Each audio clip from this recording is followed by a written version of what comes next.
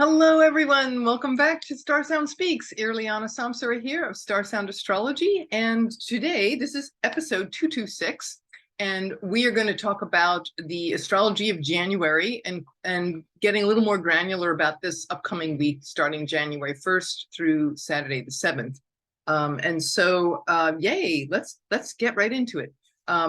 We've all had, I hope you all had a wonderful Christmas, and my heart goes out to all of you who may have gotten stuck in all that yucky, nasty weather. Oh, goodness gracious. Mars retrograde in Gemini, which rules wind and weather, out of bounds, right? There it is, live coverage. You know, it's like, forget talking about it. We just show it in the news.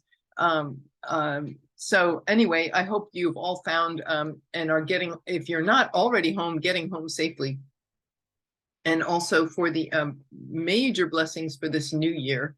I will be doing the 2023 broadcast, year ahead. I've got lots of notes, but me, this perfectionist, I'm like, oh my God, did I remember everything? It's like, oh God, it's just like enough already. Yeah, it's going to be great, I'm sure. Yeah, Mercury just started retrograde today. Anyway, I do have that lined up. But today, for now, we're just going to talk about this. So for those of you who are new to the channel, welcome. My name's Irlianna. I do Hellenistic astrology, and I blend that with modern, with the outer planets. And I also love evolutionary astrology. And by the way, my previous guest, Ari Moshe Wolf, if you haven't seen it, part 2 of the Pluto and Aquarius convo, so deep, so amazing. The kinds of things like you want to rewind again and again to contemplate. Of course, that's coming our way. It's one of the big transits of 2023, as you probably know by now. Anyway, so let's get started. This is going to, it's interesting with New Year's resolutions, are very loud, right, at this time of the year. We're all making our goals and everything. It just feels a little different this year, and maybe a little frustrating. Well, my goodness, we start the year with Mercury retrograde, Mars continuing its retrograde from right around Halloween, right? It's not done yet, but it will change January 12th. And Uranus retrograde. So there's 3 planets, 2 personal planets and outer planet, all retrograde. But the ones where we really feel like things really aren't moving, is, because that Mars retrograde in the sign of Gemini, backward movement. Like, what's that song? 2 steps forward, 1 step back. But I think in this case, it's 1 step forward, 2 steps back, because you got to add that out of bounds. But the and also I have to say too, when Jupiter went into Aries last week, and when it did, it was that burst. I felt it. I was getting all this work done and managing projects and all this great stuff, 0 degrees, right? And then it kind of slowed down a little. But the 0 degrees always, or critical degree, you always want to, look carefully at what's going on at 0, because it is that preview of coming attractions, But I think the reason it feels like once we'll have a couple of weeks here where you may not feel like that zesty kind of burst out of the gate energy that usually accompanies a new year. But once Mars, of course, Jupiter is in Mars's temple in Aries. Well, Mars is retrograde, so and deciding in lots of different directions, right? And deciding and redeciding and going one place and coming back to another. So very chaotic energy and out of bounds. And so we wouldn't feel that strong Jupiter in Aries is like, I'm a pioneer, I'm going to get things done, and I have hope and faith and confidence. Well, when you're staying in Mars's temple, who's retrograde, you're not going to feel it, but it's coming. So just hang in there. It's still a very important time to make these plan, with Mercury with the new moon in Capricorn and Mercury in Capricorn, very much strongly favoring long-term planning. So get it all done, make your plans, don't worry, don't feel bad, don't beat yourself up if nothing starts zooming along in the next 2 weeks. Just give it, to the rest of the end of the month.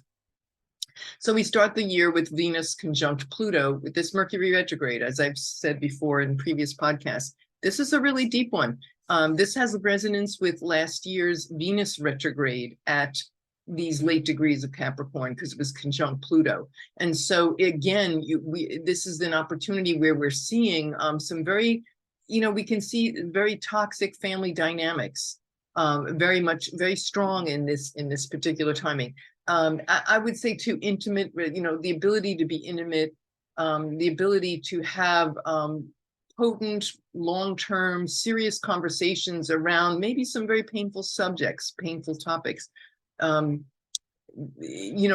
and Harry, like, my goodness, I would say that situation with everything that's going on with the Netflix documentary and his book coming out next month. I even did the astrology for that, but okay, tell you that later. I would say that all the archetypes very, very well represented in that situation, Meghan, Harry, and the royal family. I mean, like, textbook example. Of course, it's nothing new. This has been going on for many years. They've been married, what is it, 2018? So it's 4.5 years they've been married, and this situation with racism and the slandering the press and all that, it's certainly been going on. But of course, it's gotten really exacerbated with Mars in that war of the words in Gemini and out of bounds, where, and Gemini also rules siblings, so there's all that sibling stuff going on between William and Harry. You can see all that, and of course, just we want to take those lessons and experiences and revealings and just apply them instead of getting caught up in the gossip, right, of all that, just to say, wow, where in my life is this happening? Because they're reflecting something larger in the collective.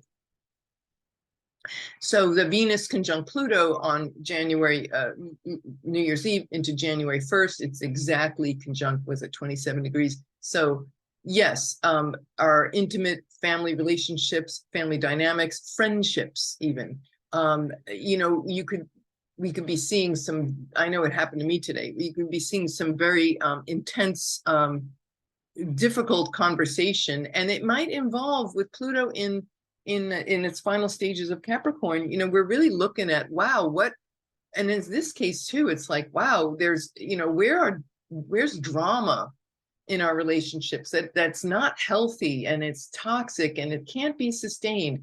Maybe this is a time when certainly friendships getting tested. Mercury retrograde is always going to bring relationships that haven't been working come to an end. But what's really highlighted in this one is the ability to have a healthy, sustainable, what would it look like if all our relationships were healthy and sustainable? So, which is the high road of Pluto and Capricorn. And it's about, I would say too, getting rid of, or really looking at these I would say energy vampire, for sure, might come up with Pluto there, so close to this retrograde, and Venus along for the ride. This ability to, where are we around people that drain us, that are on maybe a constant, and family members, friends, loved ones, right? It's all about Venus. Where are these relationships sustaining us, or are they draining? It's draining or sustaining, seriously, that's really what we really get a chance to look at, and what kind of agreements and conversations can we have, and that will build a strong, healthy foundation for our future. Our Capricorn's about our reality structure.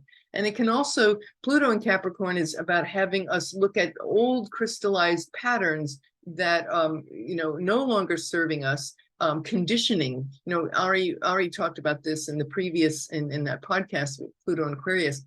There's this conditioning around societal conditioning and old patterns and habits and things that maybe we are just so used to putting up with. And this, transit of anything Pluto and Capricorn has given us is to move away and identify first, and to see this pain body and identify it so that it can be healed. So we're very much, it's a very big conversation in Capricorn season, with Mercury retrograde, conjunct Venus, very near Pluto. These topics very strong right now.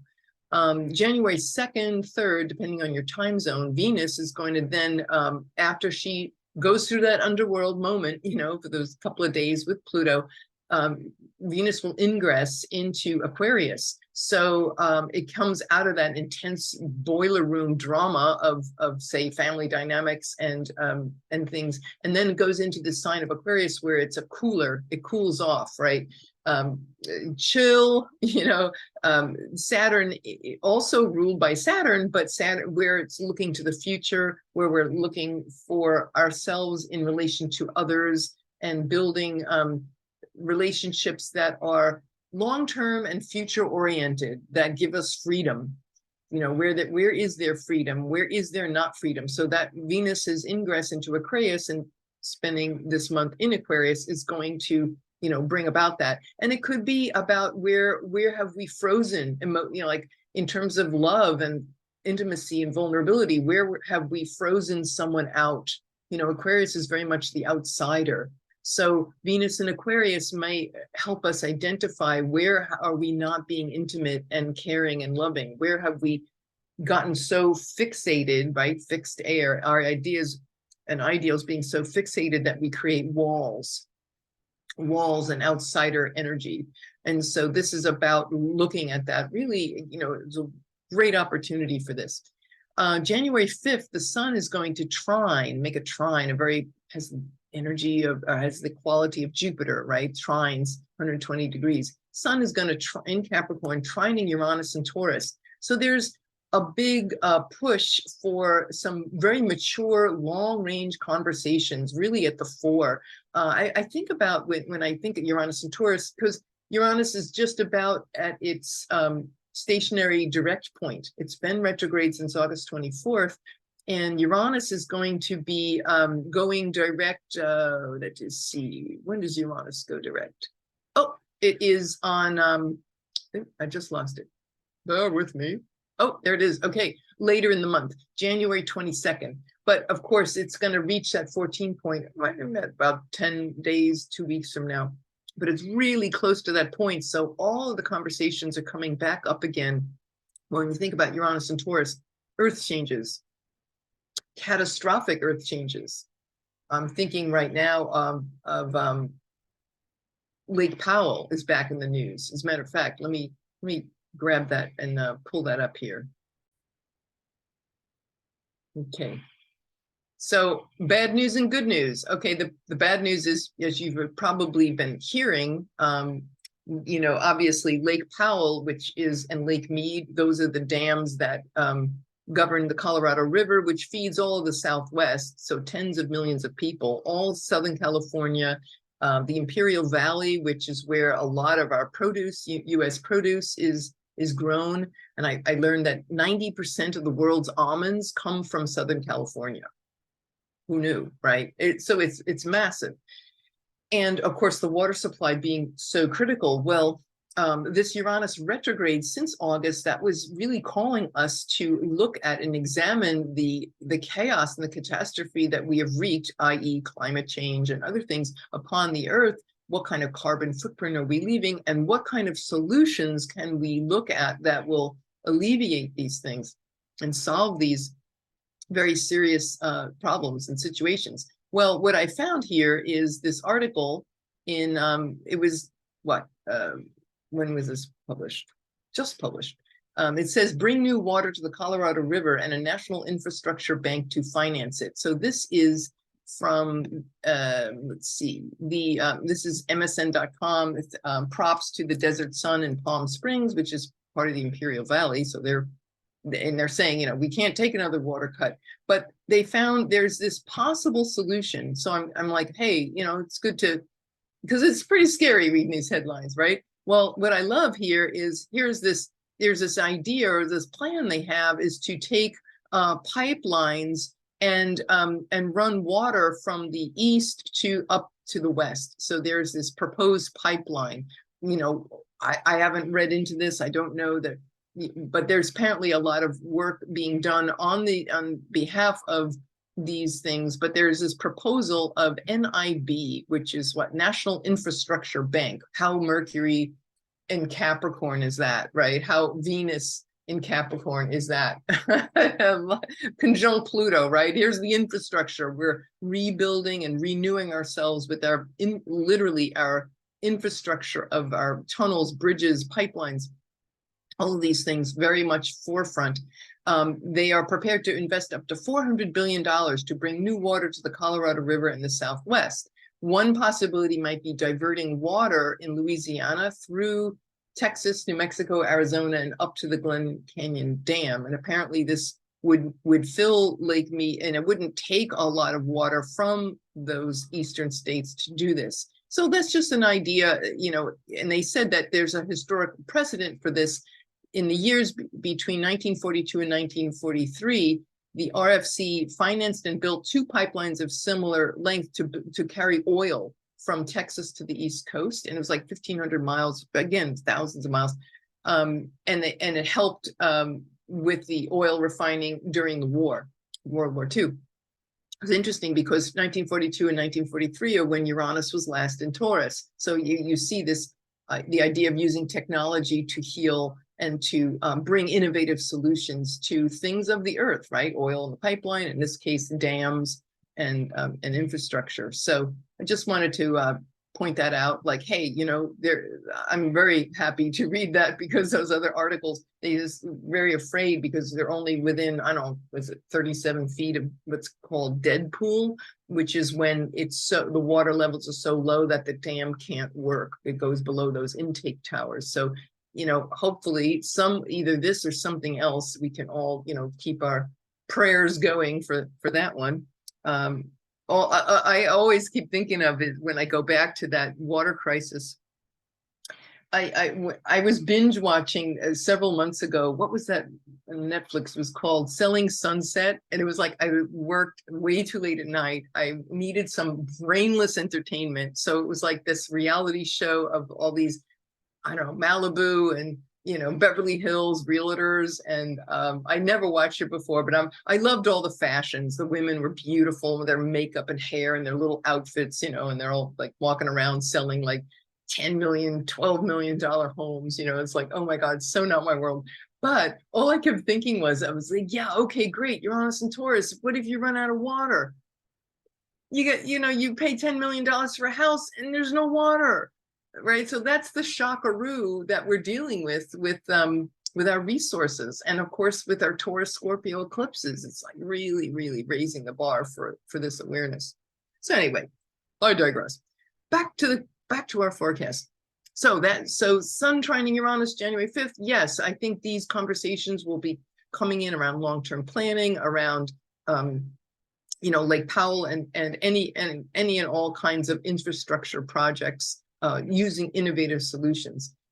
Just in time for the full moon. The full moon is going to be at 16 degrees of Cancer in the bounds of Venus, and it's conjunct the fixed star Sirius, which is the brightest star in the heavens. It's the brightest one. You can see it, you know, if you have a cloud-free sky, it's not hard to see. And the fixed star Sirius is very favorable. So you know, I say, there could be some really good agreements. Of course, a full moon in domicile, the moon in Cancer, domicile moon in its own domicile could, you know, of course, floods. It could bring flooding and more water related, obviously, with Cancer. So, you know, but hopefully there could be some mitigation with this. So we shall see. The 7th, Mercury, when it retrogrades, now it's going to go into what's called a kazimi. And that'll be exact at 7:56 a.m. Eastern Standard Time. And the kazimi is this magical moment where it's like you get this private audience with the king. So in this case, Mercury kazimi, the sun in Capricorn, it's going to have conversations around Saturn-ruled things. You know, what is the long-term game plan? Do you have a game plan? What are your ideas or attitudes around long-term planning, legacy? You know, what is it? What legacy do we want to leave for ourselves, for our families, for our society?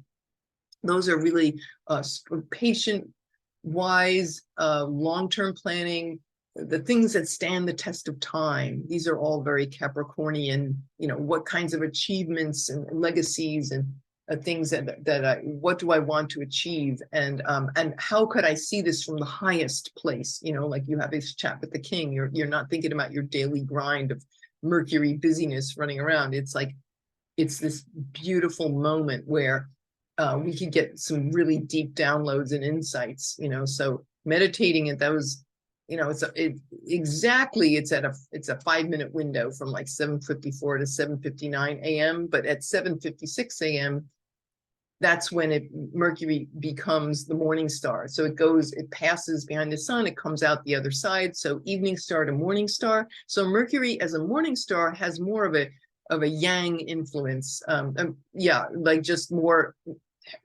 herald of a new day. So I think that we'll see a lot of legislation this month, and laws and legislation and politics emerging, right? Once Mercury gets out from under the beams later on in the month, we will be able to see and these new agreements. Mercury is definitely about commerce and agreements and things. So I feel that that's where there's some conversations that are being had that are going to be in this new direction for society.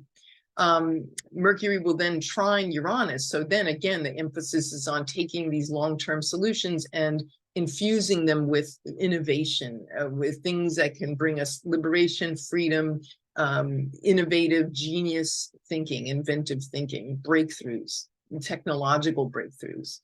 So, that Venus is going to, in Aquarius, is, the agreement making people, all future oriented, right? There's that energy trining Mars, and Venus is also going to square the nodes. So that could speak to like the outsider or the outlier, the person speaking up, which brings us to Tuesday, January 10th. That is the day Penguin Books is releasing Prince Harry's memoir, Spare. I'm definitely going to go check that out. I think I'll go to my library. Nothing against you, Harry, Meghan. I love you dearly, but you got a lot of money, and I just want to keep my paper recycling used library books. Maybe there's a waiting list for it. I don't know. But I have to say, I was fascinated with, I'm only up to like episode 3 of the Netflix documentary. And I think it was I have to say, I spent most of my life in the media business. And I have to say, I felt journalistically, it was very well. I don't feel it was salacious and gossipy. It was very well presented. And it definitely sees things from their point of view. And it was definitely, there was some moments of Toto pulling back the curtain on the wizard, i.e. royal family, about things that we didn't know that were running the show. And again, that's a very Mercury conjunct Venus and Capricorn retrograde near Pluto, right? Pay no attention to that man behind the curtain. Pay no attention to that royal that left our family. And well, he's telling us a lot of truth here. And anyway, I found it I'm looking forward to seeing the rest of that, and also reading what he has to say. It gave me a lot of empathy for them, of what it must be like to be in that kind of a situation. But I think, again, archetypally, it is speaking to a very big dynamic, very much the Saturn-Uranus square, which we no longer in that exact square. It has faded, but that really came into focus 2 years ago, and it played out over 2021 and into 2022. But it's this feeling of the need to be liberated, the need to have a progressive vision, but that conflict with the past, with Saturn and Uranus, what do we keep? What do we take? What's not working? And being able to speak up and be liberated by these and infused with new values. When you think about Uranus being in Taurus, what are these new values? So, and values that are, certainly honoring many things. Well, in the case of Harry and Meghan, it's obviously this relationship with the royal family. So, very interesting day for Prince Harry's book publication. And I'm bringing this up because I want to say that, there is different things here that I'm looking at. Let me hold on, just be right back.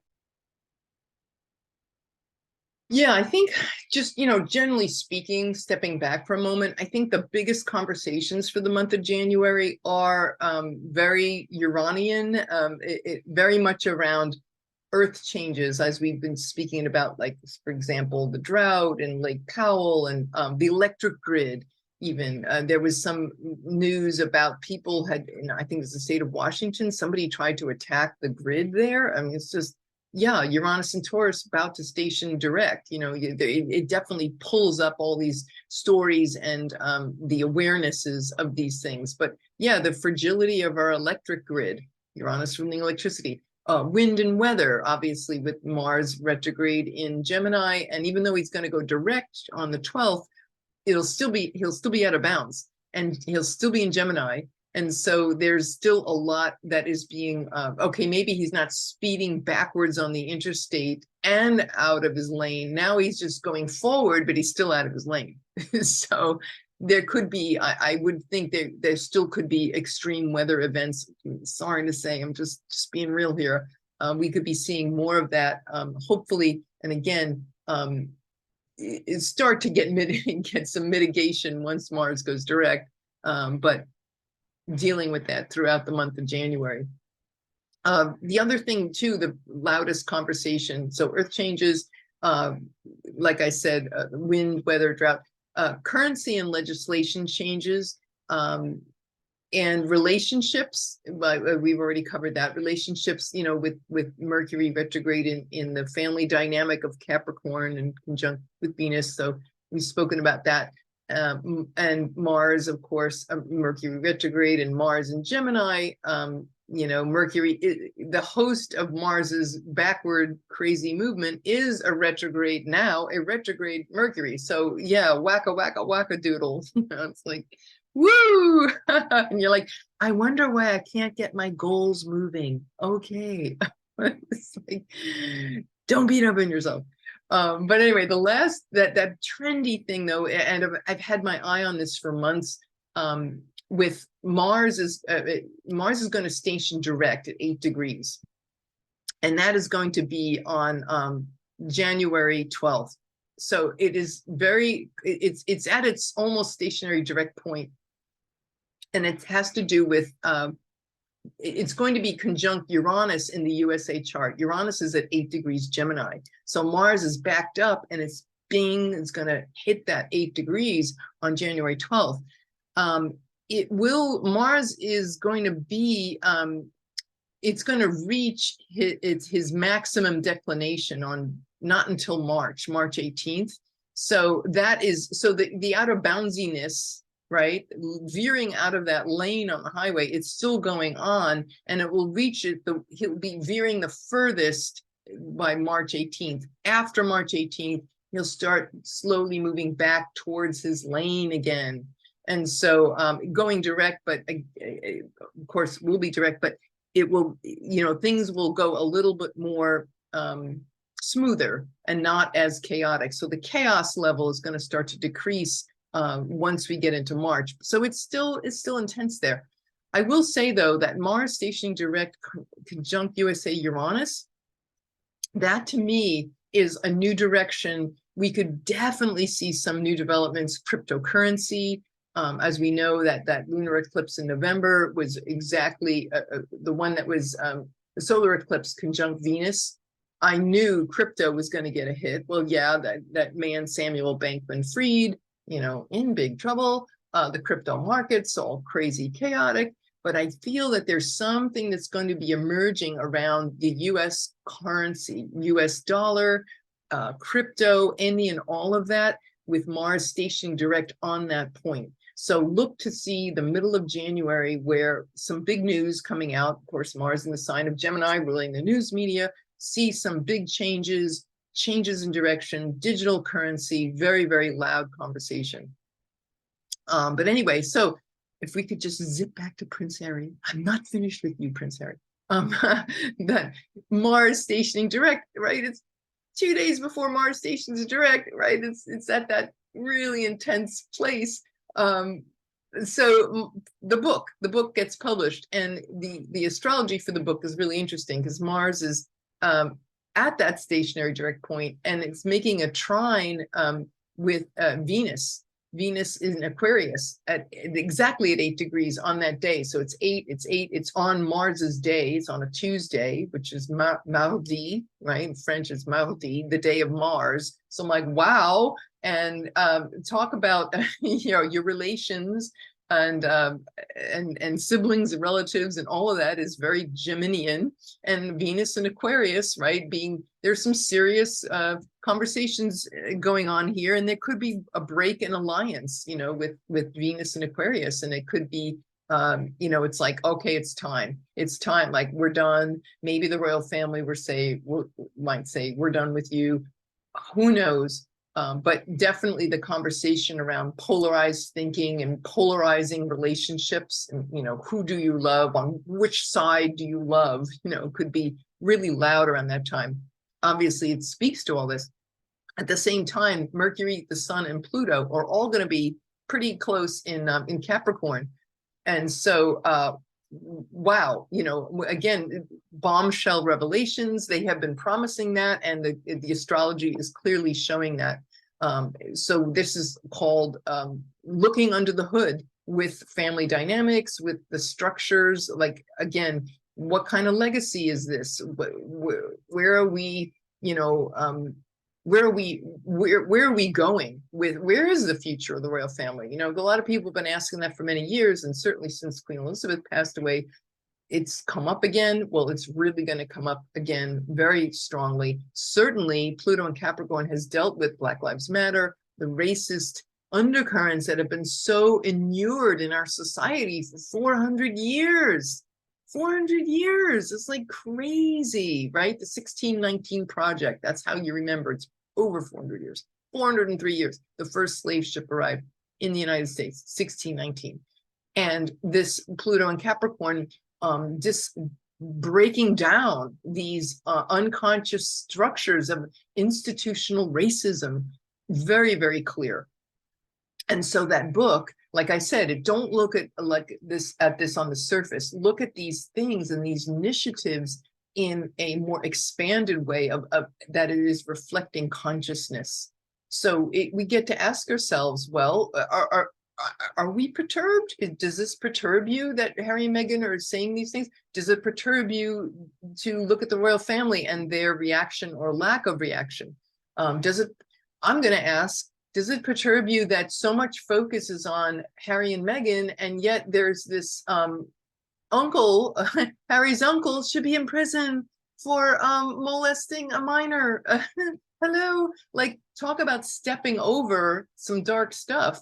You know, yeah, Andrew got stripped of his titles, but it's like, that dude, people who do those things go to prison, and he escaped scot-free. So all of this humdrum stuff and all of this big, it's like this whitewashing to kind of, you know, consider that there is so much on this topic, but meanwhile there's this man who committed a crime and he's just carrying on with his life and out of prison. So, you know, that's just one thing to look at, and I think this is going to really you know, come up even louder. The way in which these manipulations occur, and certainly with the press. Anyway, yeah, so this conversation around polarization, around relationships, around liberation, and we're all, you know, this is our opportunity to really have deep conversations, going to that mountaintop, taking a friend or loved one that you might have, or family member that you may have had issues with, and to just sit down and have a really good deep convo. With Mercury in retrograde, he's not in the dross of everyday life. It gives you an opportunity to kind of look at the big picture on a more divine, a higher mind plane. And so these energies this month, you know, I think it's a very dynamic month. I know, of course, March is going to be really big. Everybody's talking about that, you know, Saturn and Jupiter, Saturn and Pluto, both changing signs. Yes, that is big, but this month is very critical. And you'll see when I do the 2023 broadcast, there's other things that are, I think, even more, or just as important on that high level that take place later in the year. But anyway, Let me wrap this up. So Mercury will station direct on January 18th at 8 degrees of Capricorn. So there's a lot of 8 energy, right? 888. As this, and the day that Mercury stations direct, so all these revealings and such, now moving forward, the sun will be exactly conjunct Pluto.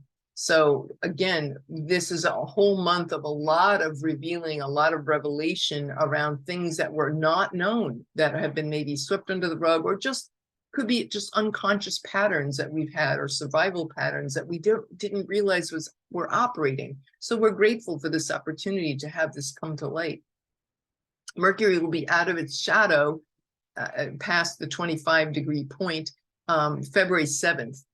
So this is a continuing story, but the getting back to normal and integrating the insights that we learned during these next 3 weeks will be pretty much complete by February 7th. Anyway, the sun, of course, this month, the sun will go into Aquarius on January 20th. This is where the sun, Venus, and Saturn are all together, be co-present for this ingress. So this is the final ingress of the sun in Aquarius, where Saturn is in Aquarius, so it's in domicile. And this is, of course, a really big deal, because Saturn's been in domicile for 5 years. Saturn's been doing his Saturn thing without any interruption, you know, social distancing, masking, right? Government shutdown or quarantine, you know, you name it, right? We've seen it. Unfortunately, the tragedy, the Capitol riots, you know, we've seen, it's not all bad. We've also seen good stuff, like, you know, infrastructure being addressed in our society, and, you know, planning for the future. Whether or not we agree with what the politicians have in store, there's certainly there's a lot of you know, of that conversation. Very, very powerful. Saturn in Aquarius. So this is the last time we'll have the last ingress of the sun in Aquarius, where all 3 are together in that sign, and where Saturn is in domicile, won't be back in domicile for, you know, 27 years. So yeah, so there's that. There's the next day we have the new moon, 1 degree of Aquarius. This will be a conjunct a very fortunate fixed star called Altair, which is the eagle. And the new moon will be in the bounds of Mercury. Mercury still in Capricorn. So these long-term connections and conversations around government, business, politics, society are very much still in the mix for the new moon, looking from taking the best of the past, and then how do we roll that forward into the future, into a society that is going to be humanitarian oriented, that takes care of each other. Saturn, Sunday, January 22nd, we have Venus and Saturn are going to be tight, conjunct. Interesting day, because Venus is finally going to meet up with Saturn, and then 46 minutes later, Uranus is going to go direct. Well, Uranus is in Venus's domicile in Taurus. So, whoa, there's a really powerful lineup for you on the 22nd of January, and that, you know, that might feel like a victory lap of you know, future oriented topics, the things that we've been looked at so clearly these past 5 years with Saturn in his own domicile, and then the last 2.5 years with Saturn in Aquarius. So just kind of, I feel it could almost feel like a victory lap, because Venus being there, maybe we're seeing the benefits and the grace and the you know, good things that have come from all of this Aquarian energy. Then the 26th, at the end of the month, January 26th, 27th, depending on your time zone, Venus goes into ingress, will go into Pisces. So that's going to be a softer energy, certainly, as Venus is exalted in Pisces. So as Venus gains a lot of dignity, so it leaves Aquarius, which can be very cold and strict, and almost feels like giving up certain relationships or connections for the good of the whole, for the good of the tribe or the community, you know. So now it's rolling into this softer, sweeter expression in exaltation in Pisces. So there's a sweetness and a forgiveness, and I would think a great idea, a place for creativity. And why do I say that? Because the end of the month, January 30th, and it'll go into February, about February 4th, Jupiter is going to form what's called an anticia with Neptune. So what's an anticia? It's a secretive conjunction. And it has, even though Jupiter's in the sign of Aries, if you add up the degrees between Jupiter and Neptune, it comes to about 30 degrees. And so that can, and cardinal sign, mutable. When those are together within 30 degrees of each other, or at 30 degrees, that's considered an anticia. So it's like this secretive, it doesn't show on paper as a conjunction, but the energies blend, they have a resonance. And so I'm thinking about last year when April last year, look, I'm already in 2023. Back in the spring, April, May, we had that Jupiter-Neptune conjunction. Literally, they were together in Pisces. So I feel that those few days could give us a kind of a revisiting that energy between Jupiter and Neptune. Like, wow, creativity, poetry, love, forgiveness, idealism, ideal, divine love, divine, grace, in whatever area of your chart where you have Aries, Pisces, Aries, whichever those two houses, and wherever you have, where Jupiter will have that anticia with Neptune. So that will be the area of your life that could receive this infusion of hope and confidence and optimism. And I would say, a desire for a beautiful, ideal world, very Neptunian, and certainly great for writing, publishing, creativity, art, music, dance, like all those wonderful performing, all those wonderful Neptunian things. So look for that at the end of the month. Yeah, I think the last thing to say is their sun's going to trine Mars at the end of the month, January 29th and 30th. The sun and then Mercury will, there's going to be two trines, sun trine Mars and Mercury trining Uranus. So again, these themes that we've already covered, but highlighting changes, ideas, changing, unusual, different, out of the box solutions too. I want to bring that in, as much as we might feel the chaos of Mars retrograde or Mars now going direct in Gemini and very shaky, there's also this capacity for, and it will go through May 5th, where solutions to these to problem solving comes from unusual places that are outside the bounds, right? It's like, when they say, stay in your lane. Well, Mars is like, F you, I'm not staying in my lane, right? I haven't stayed in my lane since October 28th. Okay, but the good news about that is that we get to see things in a new perspective, standing outside a normal boundary of problem solving. So that'll be really great. And Uranus going direct in the sign of Taurus, we have very practical, grounded, practical, efficient solutions. This is what is highlighted. Using technology or innovation or in our minds, in our imaginations, becoming very inventive, unique, unusual, out of the box thinking, still very much at the fore for this month. So that's all I have for you today. I hope that this was useful to you. Please do like, share, subscribe. I love hearing from everybody. How are you what are your goals and what are you excited about with 2023? Please let me know down below. And yes, I will work on that. I might just watch before I do the 2023 forecast. I have to do I'll just watch another episode of Harry and Meghan, or no, what was the new one? Oh, the new Emily in Paris is back on Netflix. Woo! It's kind of not as great as last year. Maybe I have to get into it more, but whatever. Well, I'm going to take a break and I hope you do too. It's still this holiday week. Anyway, love you all. Thank you so much for listening. This is Irlianna Samsara, StarSound Speaks, StarSoundAstrology.com. If you want a session, 2023, we got the goods. I'll show you where all the stuff is taking place in your chart. So hit me up. Glad to help. All right. Bye for now. Namaste.